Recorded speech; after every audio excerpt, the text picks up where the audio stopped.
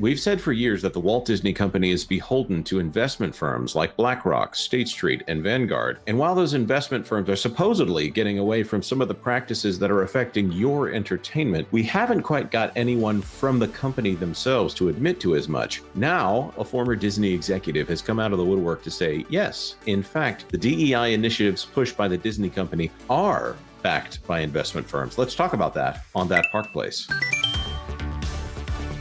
Hello, I am Jonas J. Campbell, an investigative reporter for That Park Place, and here with me is my good friend and compatriot, Mr. Vash Guy. Vash, should we call you a comrade since we're on this subject? Perhaps that might be fitting, yes. We've talked about this for a long time, Jonas. We've pinned point a lot of different entertainment offerings and so forth. A lot of the content that's been produced by the Walt Disney Company is, well, this is a reflection of this and so forth. But this Disney executive right here coming out, former Disney executive, I should say, coming out and saying all this, it really does shine a spotlight in places that we don't often go, but should. Yep, I think you're right. And by the way, if you are enjoying the content here on That Park Place, don't forget to subscribe. Of course, hit the like button. But let's get into this. A former Disney executive explains Hollywood's collapse and puts blame on DEI initiatives funded by investment firms. This by John Trent over there at That Park Place. Former Walt Disney executive Monica Harris recently explained why Hollywood is collapsing and put the blame squarely on DEI initiatives. Look, it's the Marvels. I went to go see that by myself. And when I say by myself, I don't mean that I went to go see it by myself. I did do that, but there was no one else in the theater. Here we go. She began pointing to Target, which I'm assuming they're talking about the retail chain Target. I think the reason we see no course correction is the same reason we see Target market items. And I think we know which items I'm talking about that clearly don't appeal to customers. I think when you have like trans Cheerios and stuff like that, you're making a statement that has nothing to do with your audience and its tastes. Yes, if you could taste that in your Cheerios, I think you probably wouldn't want to eat those Cheerios. Vash, what do you think? Well, yeah, if you can taste that in your Cheerios, I think you got a problem here. But it is interesting, right? Because we've heard, like, for example, we ran a story, I think it was a couple of weeks ago, talking about Pride merch and how every single year the Walt Disney Company produces a lot of this Pride merch that inevitably ends up at discount stores and shelves and so forth. And it's like, why are you producing this much product? I think this is kind of speaking to that just a little bit. Yeah, I think you're totally correct. And by the way, there are articles on That Park Place. Marvin Montero has worked on those, and you should check them out. I would say it tends not to be the rainbow stuff necessarily, because there's a market for, believe it or not, the rainbow has been co-opted by a specific movement, and they don't own the rights to the rainbow. However, there is a different rainbow that has colors in it that are not in the rainbow. Those are the products we're talking about, flooding cast member connections. Harris continued, what we've seen in the corporate world, and I'm going somewhere with this, what we've seen in the corporate world is this fastidious and slavish adherence to ESG, otherwise known as environmental social governance, principles, which are really just DEI in practice, in products, and in hiring in the corporate world. Right here, diversity, equity, and inclusion. I don't think anybody really has a problem with the diversity or with the inclusivity. It's that E right there, that equity one, that is more of the problem. Not equality, but equity. Look at this. It must be from an episode of the Clifton Duncan podcast. Clifton Duncan. Follow him on Twitter. He's very insightful. So these corporations are pursuing these marketing tactics and sales tactics with products that are doomed to flop and do flop and that lower shareholder value, but they continue them nonetheless, she shared. And the deeper I've been digging, and especially my work at FAIR, Foundation Against Intolerance and Racism, which I'll talk about later, but the deeper I've been digging, I've noticed this is happening because the same core group of companies are largely funding or have shareholder stakes, majority shareholder stakes in Fortune 500 companies and in the S&P 500. We're talking about BlackRock, we're talking about Vanguard, and we're talking about State Street. Vash, let's say that someone is watching this video and they have no idea what any of that means. Can you translate that into English for them? Yes. So Vanguard and State Street and BlackRock are financial institutions in which have really pushed this ESG agenda quite a bit. And they have invested in companies and have been part of the apparatus that rates companies based on an ESG score that funnels all kinds of cash from the market into these companies as long as they adhere to these ESG principles. We often talk about the institutional investors in Disney, not the individual investors, but the institutional investors. And honestly, I think Vanguard and BlackRock are the two of the biggest institutional investors in the Walt Disney Company who have been peddling this kind of ESG.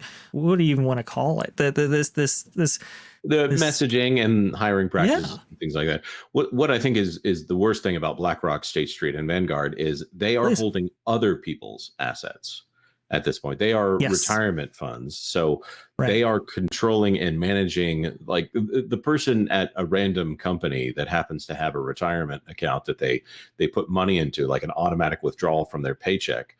That will go under the control of someone like BlackRock and Larry Fink or Vanguard at State Street. And so the people in charge of this money are not actually the people and they should be giving people a return on their value. They should be doing that. But it may not represent the interests of the people who are actually owning any of that value. It's assets under management is the term that we use here, not assets that are actually owned by these companies, BlackRock, Vanguard, and State Street. They're not investment banks. They might be an investment bank, but they hold the purse strings, but they aren't necessarily the people whose money is involved here. Yeah, and that's what makes it so insidious, right? Because you could have a mutual fund and not even have any idea or be aware at all that your money is being used to invest in some of these ideals and so forth. And so when you are looking at a company like Disney, for example, who wants to be a company that these institutions actually invest in, like you said, with other people's money, you have all the imperative in the world to go along with all of this. Look at the culture and how demonstrative it has been when it comes to the adherence to this idea, right? Look at all the commercials that you see and how they look surprisingly different from maybe commercials that you saw 10 or 20 years ago. Right. Look at the content that's being produced, and it's all happening at the same time. This doesn't happen without these power players, honestly, investing other people's money into these corporations and companies to fund these ideas. Right. So let's talk about how they do it. When those three companies and their subsidiaries dominate boards of directors and dominate the ownership of stock, then they literally are in the position to tell these companies to adhere to whatever guidelines they'd like, she continued. So if DEI is an initiative that these majority shareholders would like companies to pursue, that's what they'll pursue. Because if not, then they'll face the wrath of people who can yank the money, yank the loans, yank the funding, because it's all about money. So at the end of the day, if you're a CEO, you're like, do I piss off my customer base and maybe hope I can massage them? Or do I piss off the people who are actually funding me? And they're between a rock and a hard place, Harris observed. I'm going to say between a black rock and a hard place. So you may notice some of the photos that have been added in here. Obviously, The Marvels is a massive flop. Here, they actually cut out some stuff that doesn't belong in a film that is marketed to children in any way. And I'm not saying The Marvels is directly marketed to children, but the MCU overall. And of course, I would not be surprised to find that Marvel is that specific property also being marketed to kids. The Acolyte, that is a show that is also marketed to kids, even though it is told in a way in which the evil people are the good people, or the protagonists. No, the evil people are depicted as good. Or how about Agatha All Along? So far, I have not seen any children's merch based on Agatha All Along, but it is by their own description, the gayest Marvel show ever. And Vash, I think you've been forced to watch several episodes of this show. Would you say that that's an apt description? Yeah, I would say that's a pretty apt description. You definitely have the pushing of certain relationships, and it's not really conveyed in a kind of natural way either. It's definitely forced, definitely pushed, definitely. They definitely want the messaging to really stand strong there, and that's kind of the overall thing of what we're actually talking about here. It's this message peddling right here that has been so invasive in so much of our Western content.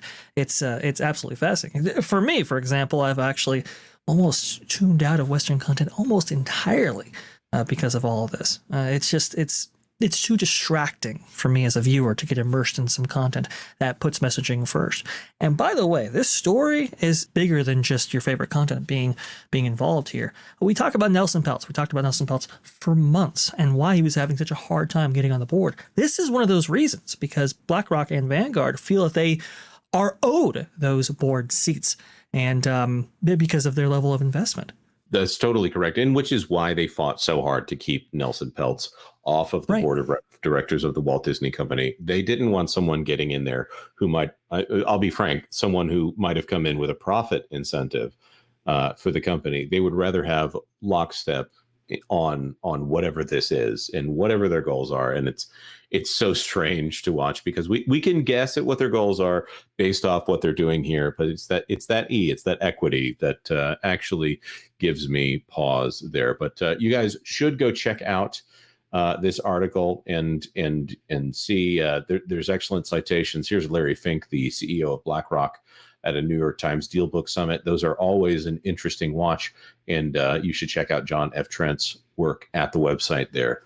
Now, with that being said, we want to throw this to our commenters. What do you think about Miss Monica Harris's comments here from the Clifton Duncan podcast, where you, of course, there's a link to that in the article as well. She is the executive director of FAIR, which is the Foundation Against Intolerance and Racism, and a Harvard Law graduate. She's a very respectable person as far as credentials go, and of course, her experience in entertainment is not to be denied. But we want to ask you your thoughts on all of this in the comment section down below. Like this video if you like this video, and if you haven't done it yet, consider subscribing to That Park Place for all the news that should be fun. Thanks for watching That Park Place News. For more information, consider checking out www.thatparkplace.com. And don't forget to subscribe, share, like, and send this out on your favorite social media accounts.